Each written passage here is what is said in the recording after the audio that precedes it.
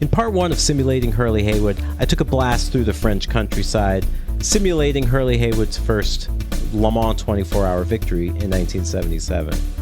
Now let's move on to a car that wasn't quite as successful, but certainly is as iconic.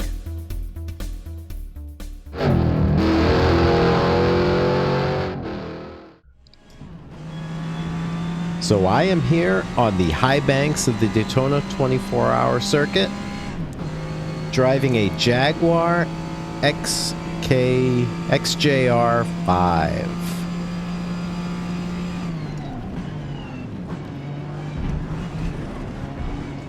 And you heard that right, this is not a Porsche. Hurley Haywood's career can be best associated with Porsche. He won here at Daytona 5 times in the 24 hours, all with a Porsche. 3 times with in the 70s with Carrera RSRs. Once with a Yost 962. Oh, let me survive this corner and then I'll keep talking.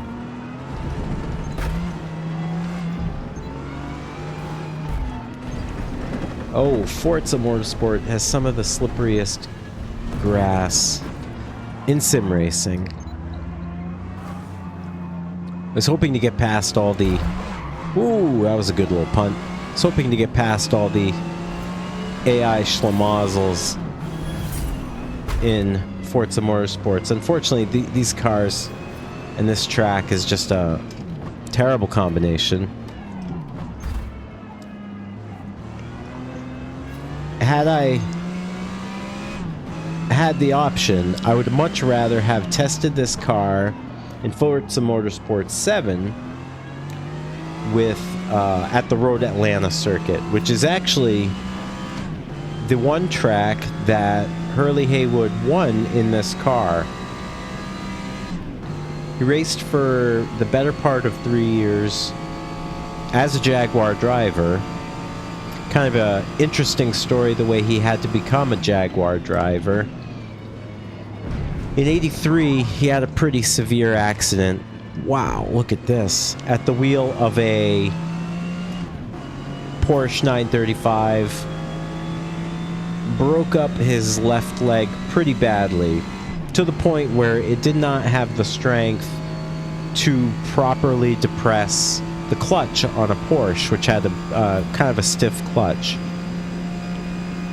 Al Holbert, who was quite friendly with the designer of this car, Lee Dykstra, actually recommended to Hurley that he inquire about driving this car, because part of it is it had a very easier, much more compliant clutch than the Porsches at the time. And part of it was that Brian Redman, who was also one of the drivers of the XJR-5, he had developed the technique where he could match the revs.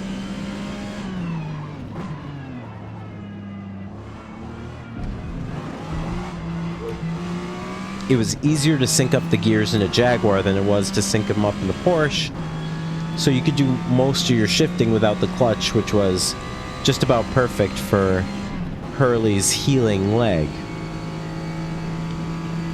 A little bit about the Jag.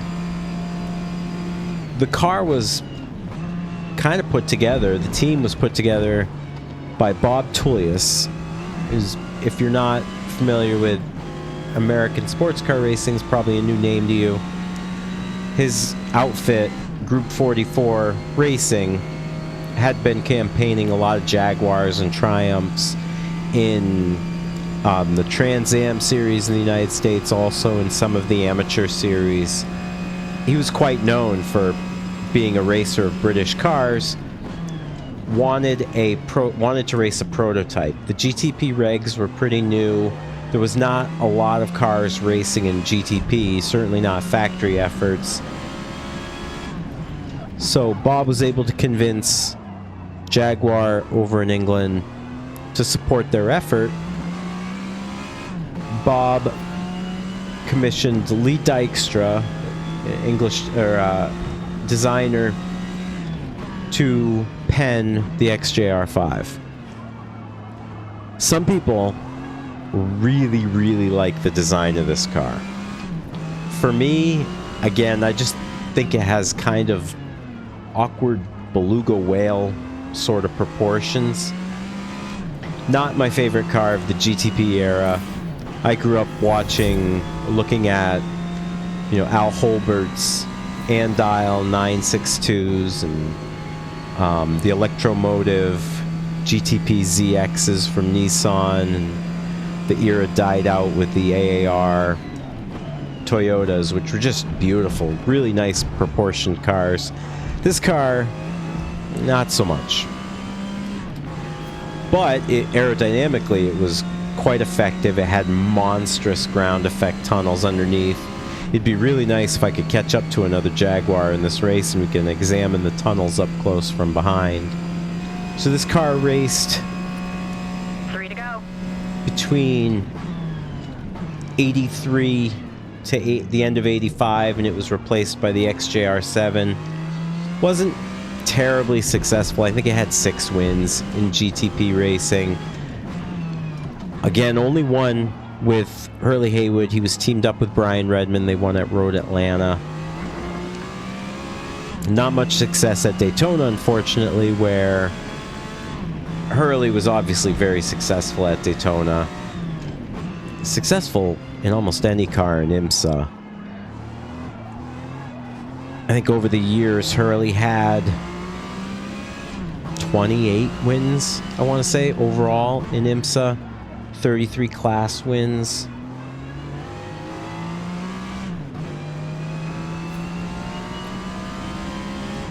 Three wins at Le Mans, the 936 win in 1977 that I highlighted in part 1 of this series. He won again, teamed up with Al Holbert, who is another American auto racing legend who I will definitely be featuring at a later date. They were paired in a Porsche 956 in 82 or 83. And then Hurley won his third Le Mans 24 Hours in a private 962, which was officially labeled a Dower. Dower had made a street car version of the 962, which I think you can actually race in Forza Horizon 5. I don't know who hit me or where they came from. Oh, it's a 956. Ironic. It's getting revenge for me driving a Jaguar. Could be Al Holbert.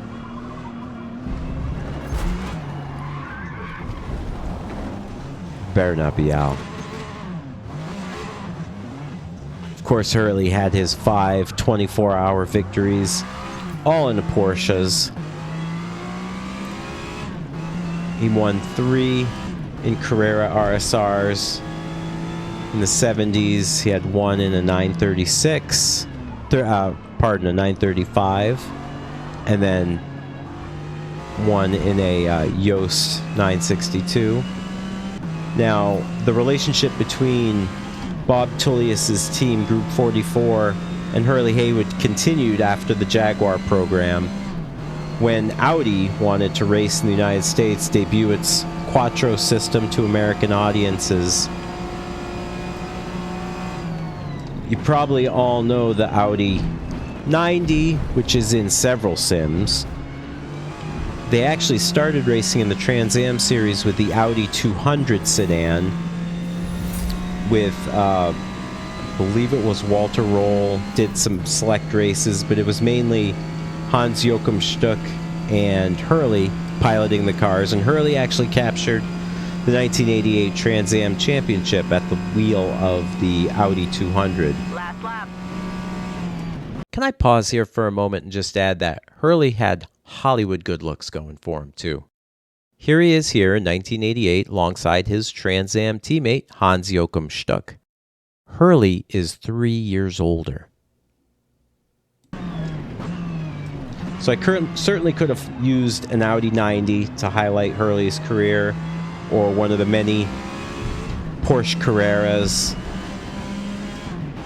But again, with the XJR-5, the only place you can race this car in Simland is in Forza Motorsport and Forza Motorsport 7. Which kind of fits with the quirky theme.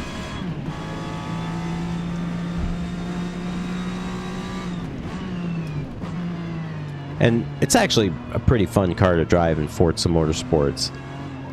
I wish the AI were capable of keeping up with you, certainly from a mental level.